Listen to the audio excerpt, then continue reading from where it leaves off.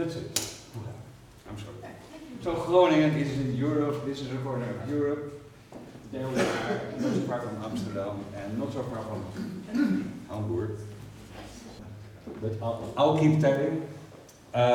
All those artists in the 70s and the 80s, they took over old buildings, old schools, which were empty, and they just, well, they went in, they opened the doors or smashed the window, like happened in many countries in the world, and they found studios there.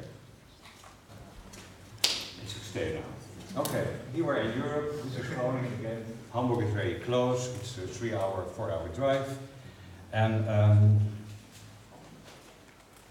this is the old city of Groningen, and well, I'm the oldest guy from the whole club, 65 years.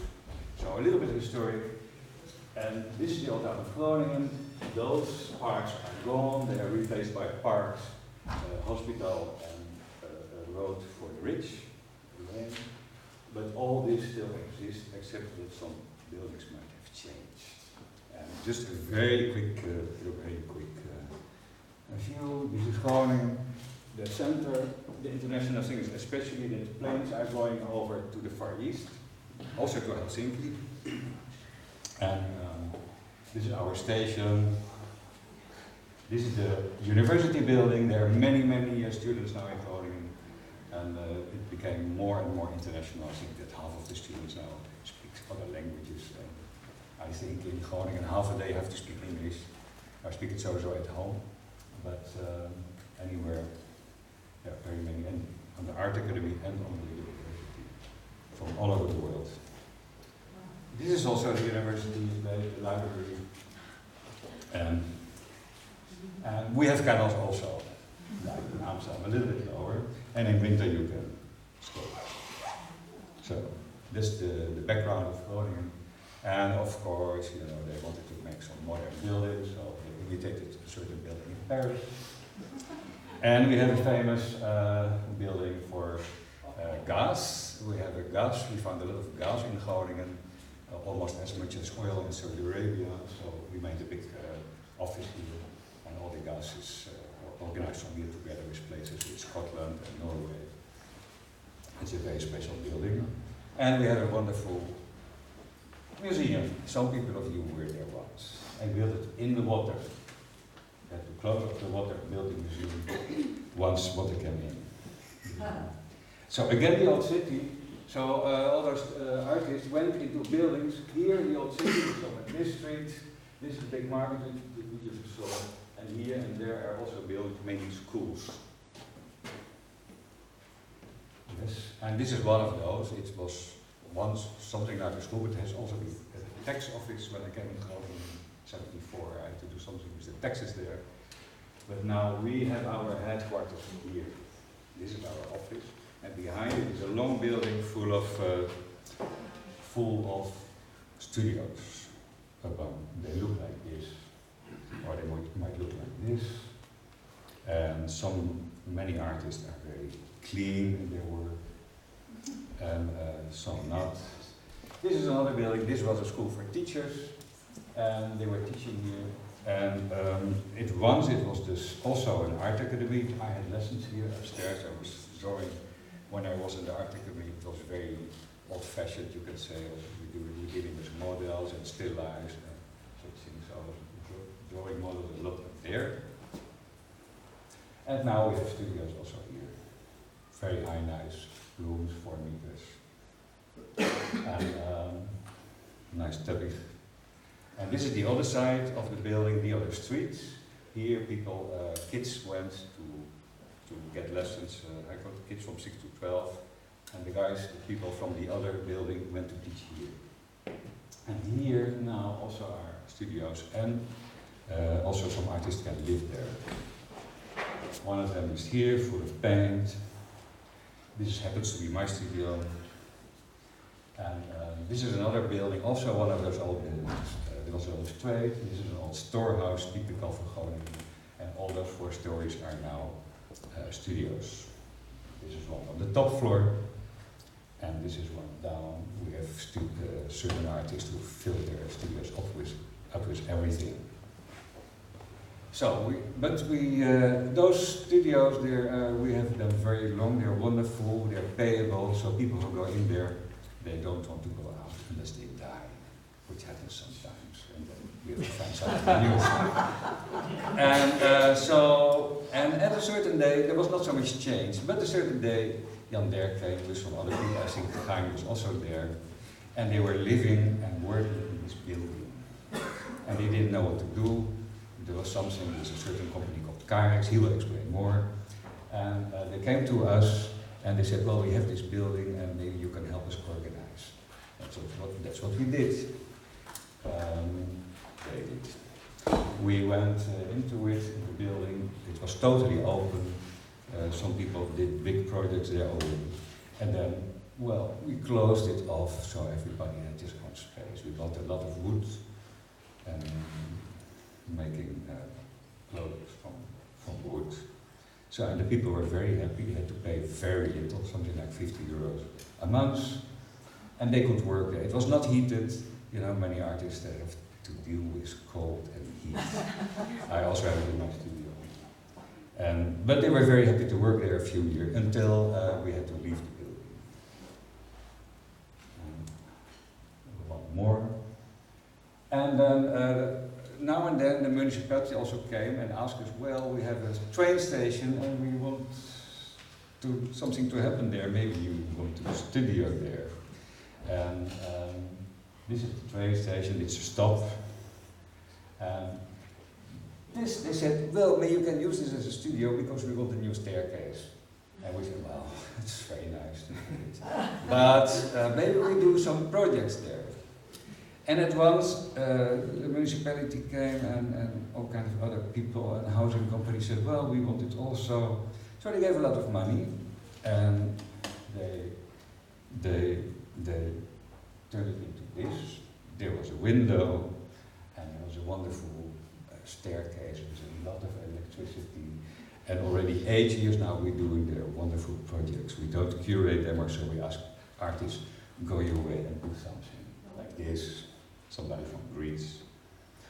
Or, well, you can see how many people can sit on the same staircase to do projects, performances and so on. And we have 3 windows upstairs looking over the platform. And you can also look inside, or you can put art there, or put video. This was a woman artist from Italy who was playing brother Jacob on a hair. And she made a canon out of it. It's wonderful. Why the trains were running. And we have another place next to the studio where I am.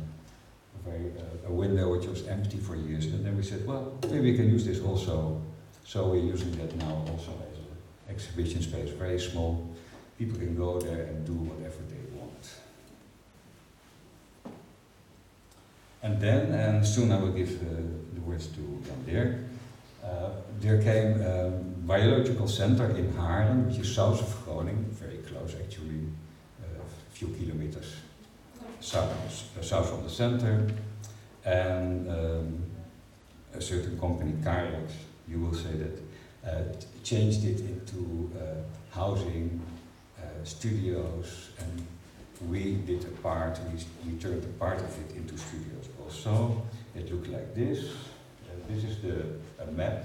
Imagine all those are huge wings with many rooms. And well, this is what we got, we worked on it, and so it was a little bit better.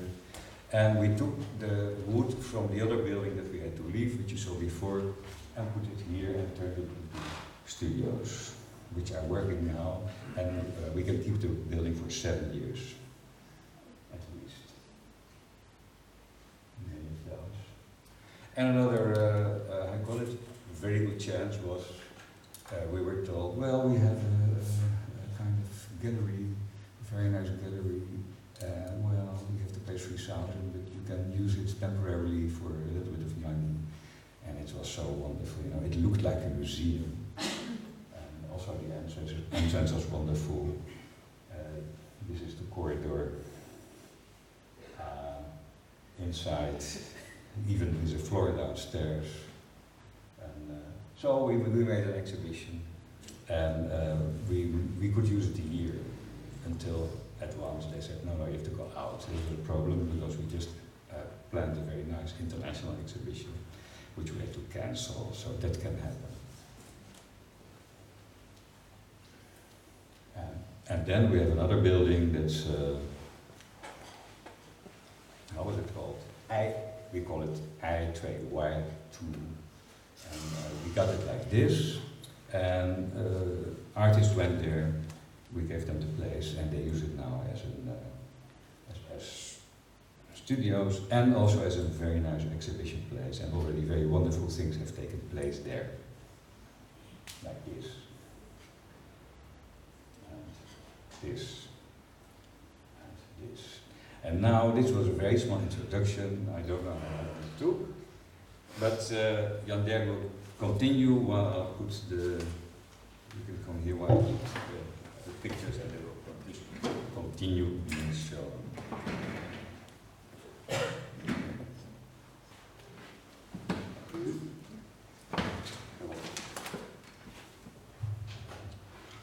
I will sit down. Yeah, maybe it's good to explain more about our organization. We've now seen some pictures and a lot of different things came up, but we're an artist-run organization. We have an association and we have a foundation. And I think there are almost 250 artists connected to us. We don't get fundings, we do it all together with the artists. We're all our artists. And besides using that old nice buildings in the center where we build studios, we work together with the artists to create on a temporary base studios in places where you can show art. So the idea is, for example, the owner of a building is not using the building on a certain moment and doesn't know how what he will do, or maybe he will destroy it in a year, or there's no one who wants to rent it, then we come up and we have a sort of agreement with another organization, so we make it legal, sort of legal squatting.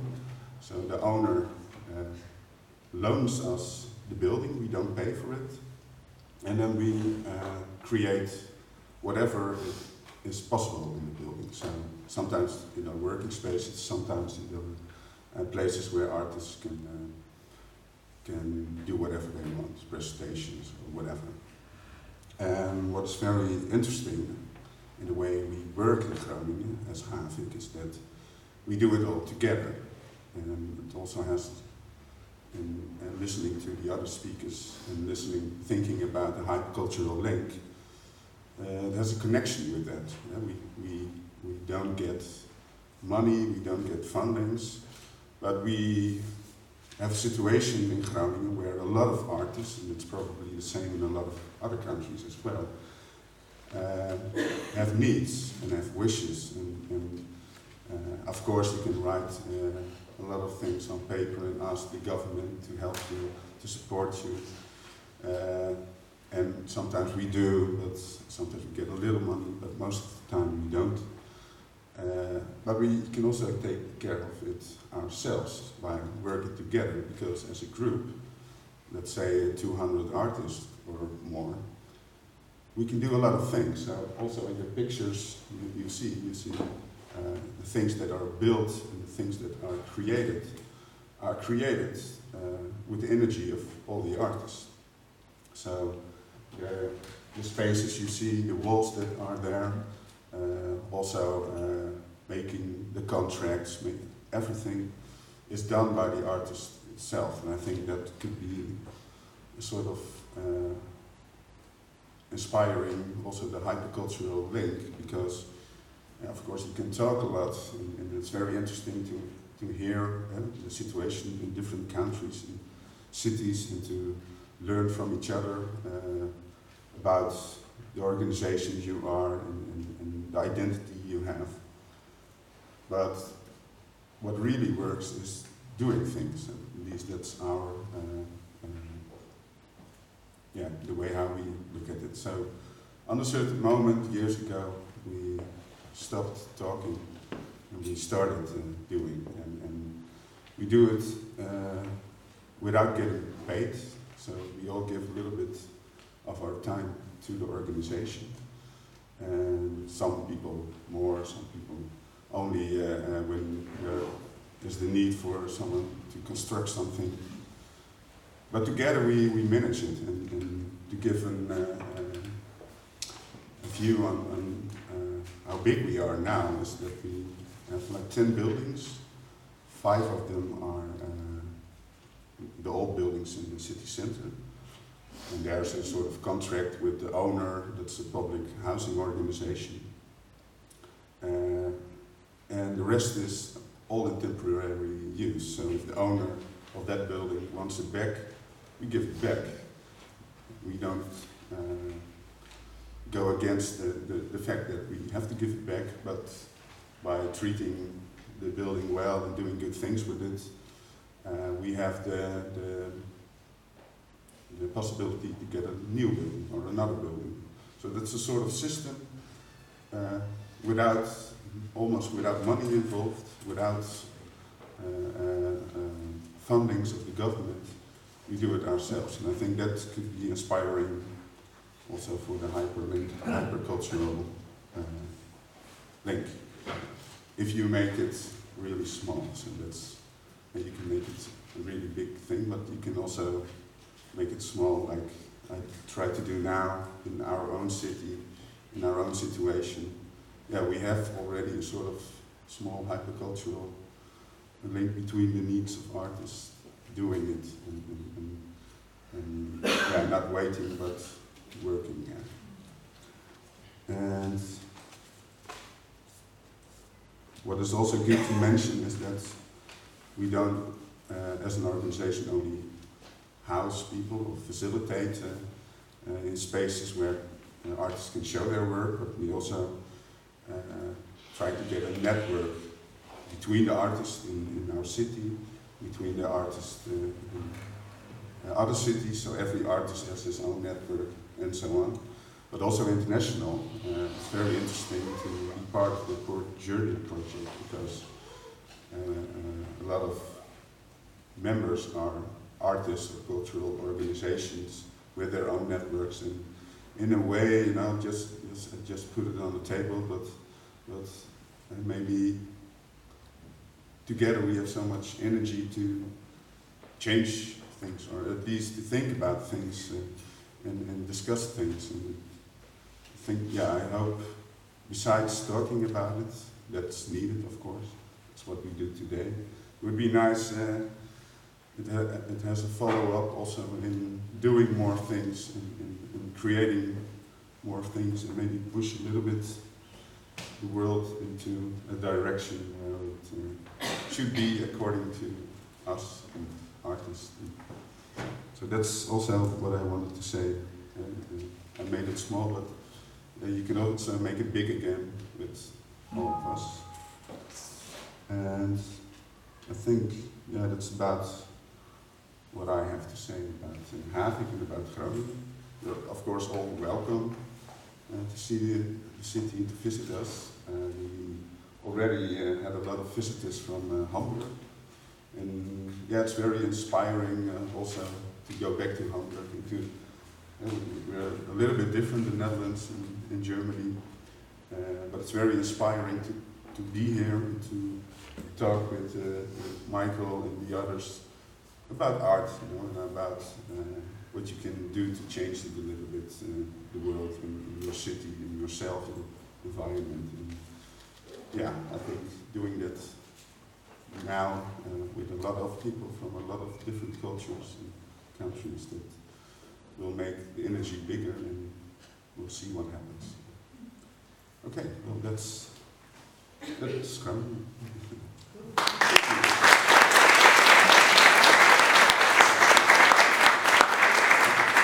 Are there questions? Questions? Yes. Do most of the artists you work with support themselves, or how do they have any money? Yeah, well, I don't exactly know the situation in the US, but if you look at the Netherlands, it used to be quite okay. So there's big tradition of art, and a lot of famous artists and painters come from the Netherlands. And in the last 5-6 years, when the crisis was there, the government became a little bit more right, and then art becomes a little bit less important in culture. And so they stopped a lot of fundings, and they stopped facilitating a lot. And that's also why the artists have to do more, or have to do, it's sort of our own choice. And they get money by, besides being an artist and working as an artist. I think most of the artists, and I think it's the same in Germany as well, have other jobs. So, for example, besides being an artist, I work 3 days for an organization that also is involved with creating the temporary spaces. And I get paid, and I earn my freedom as an artist by working there for 3 days. And I think that's a situation for a lot of artists. Maybe in the world, I think so, I can imagine. But yeah, in the Netherlands it is now more than 10 years ago. I think it's also very big motive for part-time. It's not you get involved in a full-time job, but there is a possibility for many people part-time, and I think many artists can sustain without doing some jobs. Yeah, and also in the Netherlands, the atmosphere is like yeah, you can have a lot of part-time jobs, and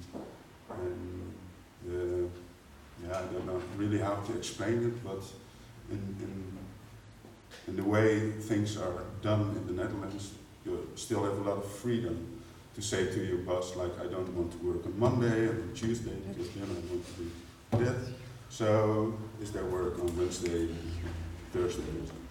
And so the whole society is like a little bit like that,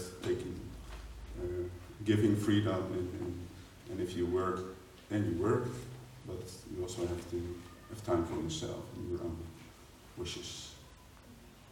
Thorsten? Yeah, I would like to know some figures actually, like how many, I think Groningen was like 500,000? The city of Groningen, like the big city, biggest city is like 230,000 people living there, but you can see it as it's the biggest city in the northern part. So in the western part there's Amsterdam, Rotterdam, The Hague, Utrecht, all very close to each other. And if you go up north, then there are population becomes lower, and after a while you don't have big cities anymore. But there's a sort of one, that's the Groningen. So it's the center of the north, and in that way it's also very much the focus of the rest of the north is on Groningen. So it's like a big city but very small, or a small city. Yeah, what I also like to know is like, of course I know your organization, HaViK and HaViK, you know, but how many people is HaViK, for example, trying to give a space, and HaViK is mostly artists, right? So HaViK is only about artists. So we house as HaViK now, I think 130 artists. I think 20 of them also have a house, so it's a combination between living and working. We have now 4 places where you can show your art, and then we don't curate, but we give away a space for free for a month for the artist to do whatever he thinks that he needs to do with it. So it's more like an experimental room. And as Cadex, that's a bigger organization that also houses other people, not only artists, but all on a temporary basis, and all without that people know when they have to leave their house. It's also very special that they with that. I think in Groningen, in and around the city, it's like 1,500 people living and 500-600 people working. And for example, you saw one picture of a building that's called the biotope, and that's like 30,000 square meters. There are almost 200 people living there, and let's say 160 people working there. It's like a small village. And it's also where Michael was a guest with a group of students from Hamburg, sort of community.